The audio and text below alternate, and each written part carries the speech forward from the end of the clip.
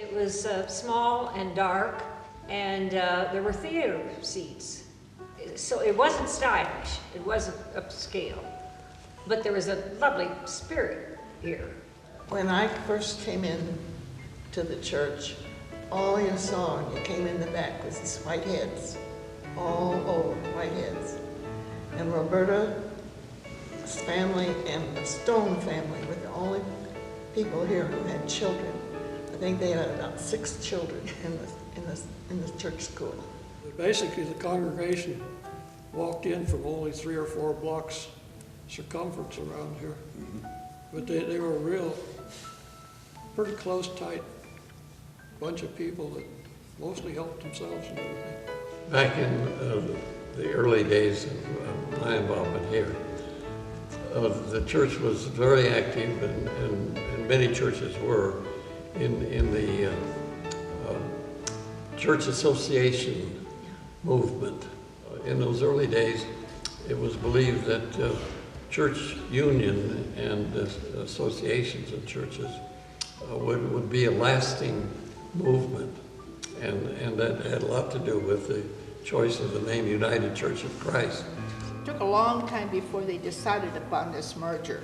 The congregations met together, officials from the moderator and the ministers from both churches and a number of lay people all met together, and it took some time before the decision was made to do this because Ohio Avenue could no longer support a minister.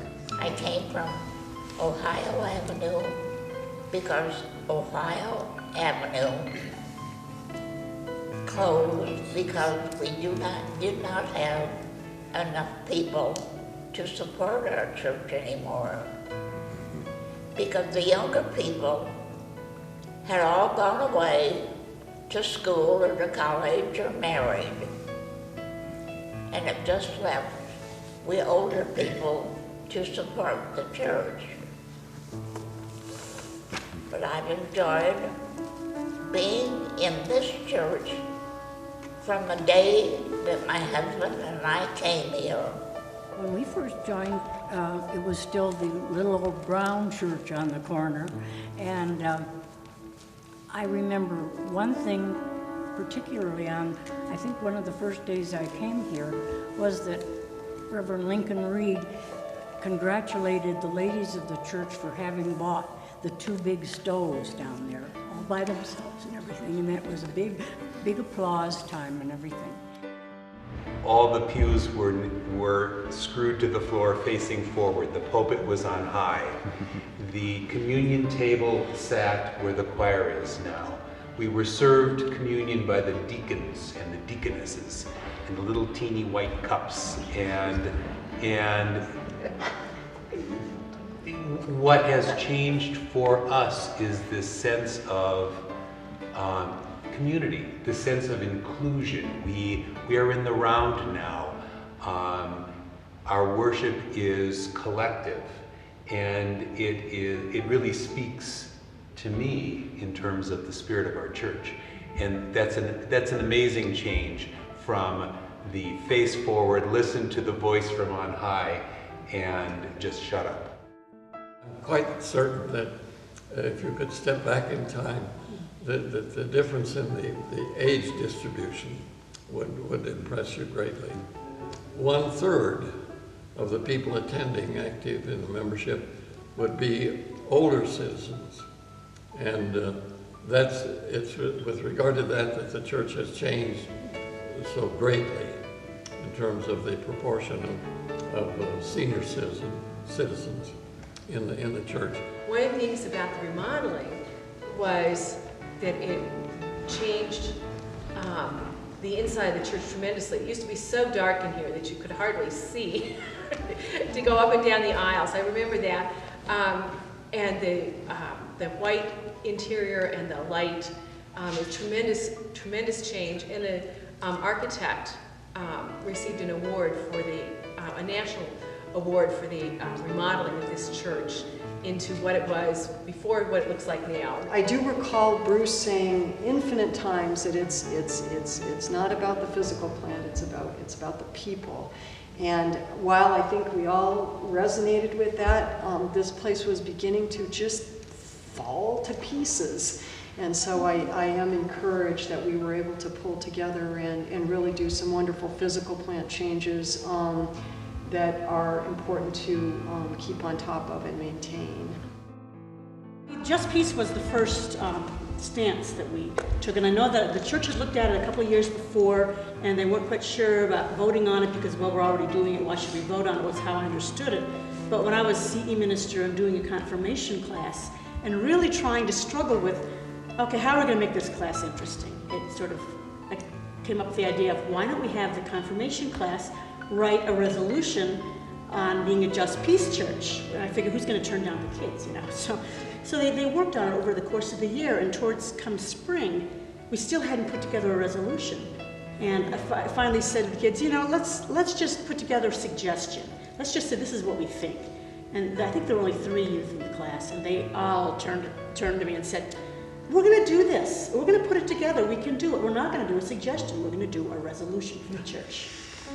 So they did a resolution on being a Just Peace church, including suggestions as to how the congregation would live that out, which included environmental justice as well as social justice. And then that spring, they brought it to the annual meeting, and they weren't even allowed to vote because they weren't members yet. But it passed unanimously. A year after the Just Peace resolution was passed, I got elected as moderator of the congregation. And in August of that year, Bruce Ingalls and I went up to the mountains for a 3-day camping trip planning meeting for what we were going to do during that year. It really was a lot of planning. And as we left the mountains, we decided the thing we were going to do that year was work through an open and affirming declaration, which was one of those things that was picking up steam in the denomination. And came back and brought it to the Board of Governors a couple days later, and yeah, I laid out what the whole thing was about and said, so governors, what do you think about it? And they sat there in silence, and I started to sweat. And finally, Winifred Peterson looked at me and said, well, it just seems to me that if we don't do this, we're way behind the times. I think some of us had never even wondered about whether a person was gay or not, whether or not that would be a problem. But at that point, it was brought out in the open. And I think we discussed it at Adult Ed quite a few times before we actually had the vote then about it. I remember that some of us thought that whole earth should have been the first thing to be considered. There was a lot of environmental interest and enthusiasm for the environment. Its time had come. So I don't think we had much of a fight about it here, as I recall, that it seemed pretty obvious. But we did have to sort of change our lifestyle here in the church. It was really Jenny Mackey when they came to the church, and she had begun working in this area, beginning to look at the difference between punitive justice and restorative justice. And I'm not absolutely certain when we adopted this stance. I know that I think the conversation probably started around 97, 96.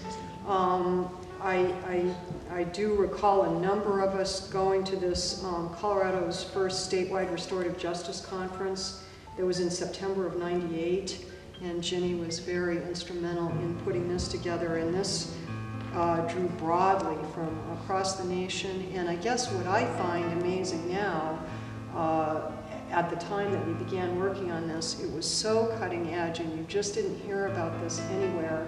And now almost every place I hear this, it's crept in to the vernacular.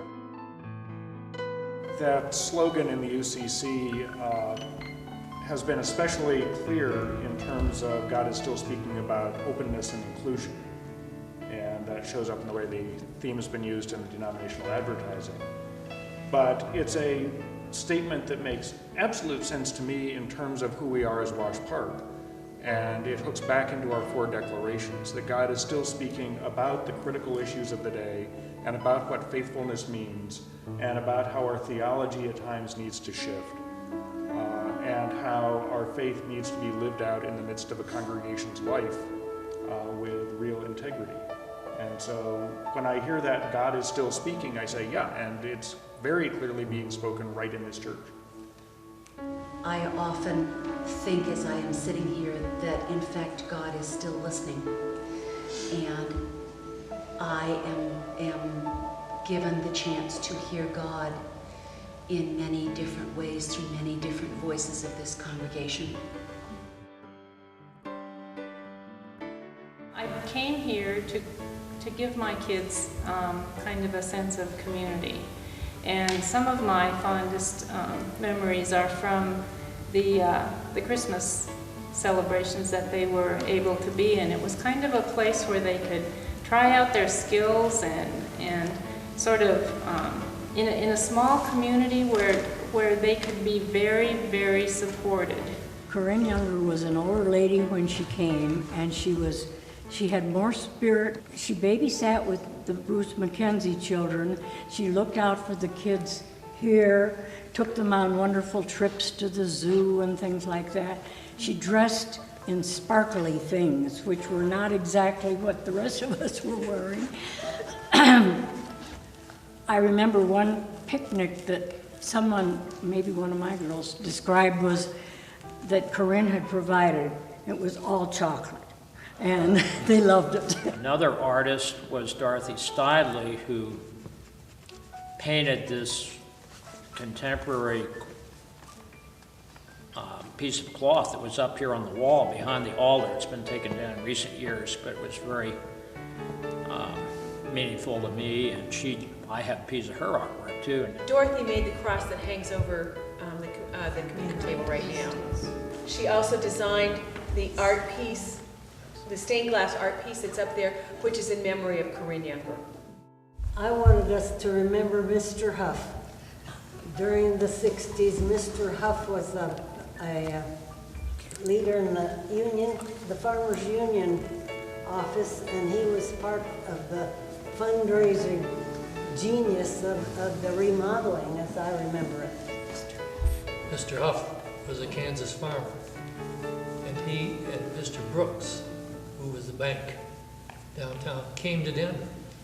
Huff borrowed $500, and we paid it back. Then he said to the banker, we need much more. We're going to expand and remodel. So Brooks said to CE, well, what do you have in the way of collateral? CE gave him our membership list. Talking about old timers, I remember when Tom and Winifred Howell moved here from Kansas, and this church and Kirk over here, they were thinking either one or the other, and I remember some of the people here were real happy when they decided on this church, and of course they were members here for years and leaders and all that. One person that means a lot to me is Carol Jacobson, who she had her 3 sons attend church here, and Carol was the one that got me to hug. This church, what at the time was a very huggy church. Touchy-feely. For me, it was really over the top. So Carol just would come up and just give me a hug, and I would become stiff as a board. Probably one of the fondest memories around here was back in my youth. There was a little house that sat on the hill, and the older kids, older than me, had started this little